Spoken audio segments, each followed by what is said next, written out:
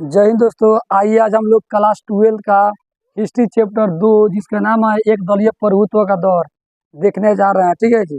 इस चैप्टर में जितने भी मस्ट वीवीआई क्वेश्चन है जो आपके एग्जाम में आता है उस क्वेश्चन को हम लोग देखने जा रहे हैं। 8 गो क्वेश्चन लिए हैं हम। ठीक है जी। इस 8 क्वेश्चन को मात्र 8 से 10 मिनट के समय में मैं आपके दिमाग में सेट कर दूंगा। तो आप लोग जो है अपना 8 से 10 मिनट का कीमती समय हमको दीजिए और यकीन मानिए मात्र 8 से 10 मिनट के वीडियो में मैं इस 8-10 क्वेश्चन को दिमाग में सेट कर दूंगा और आप लोगों को इसके बाद कभी भी ऐसे क्वेश्चन जो है इस क्वेश्चन को देखने की आवश्यकता नहीं पड़ेगा। एग्जाम हॉल तक आपको याद रहेगा। आइए हम लोग समझते हैं। सबसे पहले गठबंधन सरकार का क्या अर्थ है, हमको समझना है गठबंधन सरकार क्या है। देखिए, जब किसी पार्टी को उतना बहुमत नहीं मिल पाता है जितना से वह सरकार बना सके तो वह किसी दूसरे पार्टी से मिल करके और अपना सरकार बनाते हैं, उसे गठबंधन की सरकार कहते हैं। ठीक है जी। फिर समझिए, जब किसी पार्टी को उतना बहुमत नहीं मिल पाता है जितना से वो अपना सरकार बना ले तो वह किसी दूसरे पार्टी से मिल करके और अपना सरकार बनाते हैं, उसे क्या कहते हैं जी हम लोग गठबंधन की सरकार कहते हैं। ऐसा ही वर्तमान में केंद्र में बीजेपी का सरकार जो बना है यह गठबंधन के द्वारा ही बनाया गया है। ठीक है। आगे देखिए, हम लोग समझते हैं दल बदल क्या है। ठीक है जी। हमें समझना है दल बदल क्या है। तो जब कोई विधायक या सांसद अपना दल छोड़ करके, माने जिस दल में रहता है उस दल को छोड़ करके दूसरे दल में जाकर शामिल रहता है या अपना नया एक दल बना लेता है तो उसको हम लोग बोलते हैं दल बदल। ठीक है जी। फिर समझिए, जब कोई विधायक या सांसद जब कोई विधायक या सांसद एक दल को छोड़कर किसी दूसरे दल में चले जाते हैं या अपना अलग एक दल बना लेते हैं उसे हम लोग दल बदल कहते हैं। ठीक है जी। उम्मीद करता हूँ आपको समझ में आ गया होगा। आगे देखिए, एक दलीय प्रभुत्व व्यवस्था क्या है। तो देखिए, एक दलीय प्रभुत्व व्यवस्था, देखिए एक दलीय मतलब एक दल, प्रभुत्व मतलब पावर, माने कहने मतलब है जिस देश में, देखिए क्वेश्चन क्वेश्चन समझिए, बोला एक दलीय माने एक दल वाला पार्टी जिसका प्रभुत्व पूरे देश में रहता है। देखिए यहाँ बोलना है ऐसी व्यवस्था, देखिए लिखा है एक दलीय प्रभुत्व व्यवस्था क्या है, तो बोलना है ऐसी व्यवस्था जहाँ जहाँ ऐसी व्यवस्था जहाँ केवल एक ही दल का क्या होता है जी शासन होता है पूरे देश में। ठीक है जी। वहाँ दूसरा कोई दल नहीं होता है, उसे क्या कहते हैं जी हम लोग एक दलीय प्रभुत्व व्यवस्था। जैसे भारत में जब हमारा देश आज़ाद हुआ था तो भारत में 1952, 1957 और 1962 तक, ठीक है जी, 1962 तक केवल कांग्रेस का ही क्या रहा, शासन रहा। तो उसको हम लोग बोल सकते हैं एक दलीय प्रभुत्व व्यवस्था। उस समय तक हमारे देश में एक दलीय प्रभुत्व व्यवस्था था क्योंकि केवल एक ही पार्टी जो था सत्ता में रहता था, वह कौन पार्टी था, कांग्रेस। ठीक है। तो उसको हम बोल सकते हैं एक दलीय प्रभुत्व व्यवस्था। ठीक है जी। आगे देखिए, समझते हैं वामपंथी दल क्या है। समझते हैं हम लोग वामपंथी दल क्या है। तो देखिए, वैसा दल जो समाज में जो चल रहा था है ना उसको परिवर्तन करना चाहते हैं और समाज में जो दबे कुचले गरीब लोग रहते हैं वैसे लोगों को आगे बढ़ाने या उनको कल्याण करने के बारे में सोचते हैं, उसे हम लोग वामपंथी दल कहते हैं।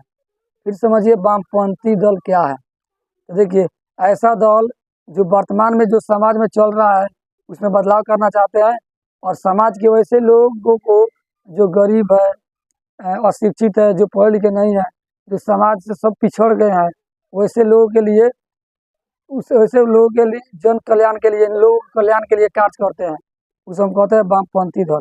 फिर समझिए वामपंथी दल क्या है।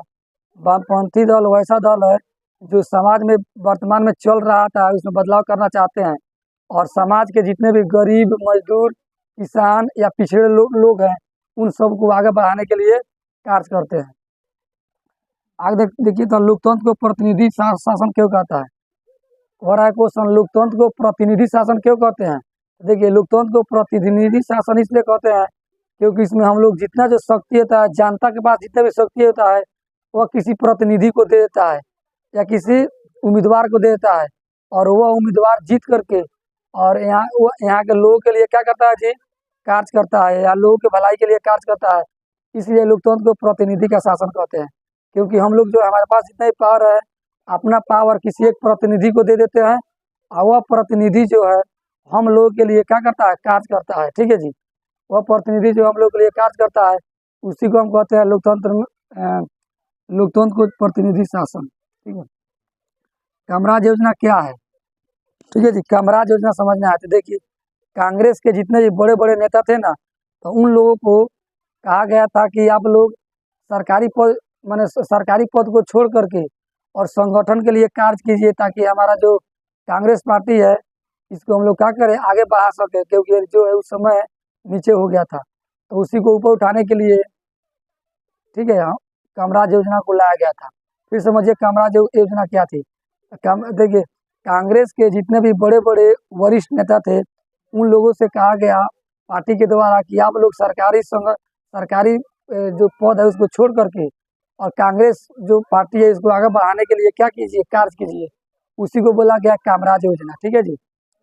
आगे देखिए, हम समझते हैं द्विदलीय व्यवस्था क्या है। देखिए यहाँ समझिए, द्विदलीय मतलब दू को जहाँ दल हो, ठीक है। द्विदलीय व्यवस्था क्या है, तो वैसा व्यवस्था जिस देश में दो दल होता है, ठीक है जी, वैसा व्यवस्था जिसमें वैसा व्यवस्था जिसमें जहाँ के चुनाव में केवल दो दल ही भाग ले सकते हैं, उसे द्विदलीय व्यवस्था कहते हैं। द्विदलीय व्यवस्था किसे कहते हैं, तो बोला है वैसी व्यवस्था जहाँ चुनाव में केवल दो दल ही भाग ले सकते हैं, उसे हम लोग बोलते हैं द्विदलीय व्यवस्था। ठीक है जी। आगे देखिए, बहुदलीय व्यवस्था। बहुदलीय मतलब बहुत दल, तो वैसी व्यवस्था जहाँ बहुत से दल चुनाव में भाग ले सकते हैं, उसी को कहते हैं हम लोग बहुदलीय व्यवस्था। ठीक है जी। फिर समझिए बहुदलीय व्यवस्था क्या है, तो वैसी व्यवस्था जिस जिसके चुनाव में बहुत से दल या अनेक दल क्या करते हैं, भाग लेते हैं, उसे बहुदलीय व्यवस्था कहते हैं। और एक दलीय व्यवस्था में क्या होता है, वैसा व्यवस्था जिसमें केवल एक ही दल भाग लेता है, उसे एक दलीय व्यवस्था कहते हैं। जैसे चाइना हो गया, उसमें एक दलीय व्यवस्था है।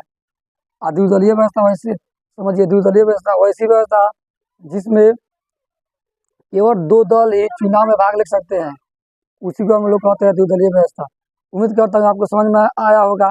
अगर ऐसा ही वीडियो आपको देखना है तो मेरा देखिए यूट्यूब चैनल है, एक चैनल का नाम है ड्रीम टॉपर RC। क्या नाम है जी, ड्रीम टॉपर RC 2.0।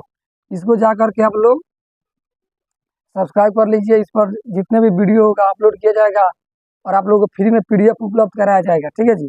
उसके बाद देखिए, एक और मेरा चैनल है @राज क्लासेस 10। इस पर 10th वाला का जो है, 12th वाला का भी वीडियो अपलोड किया जाता है।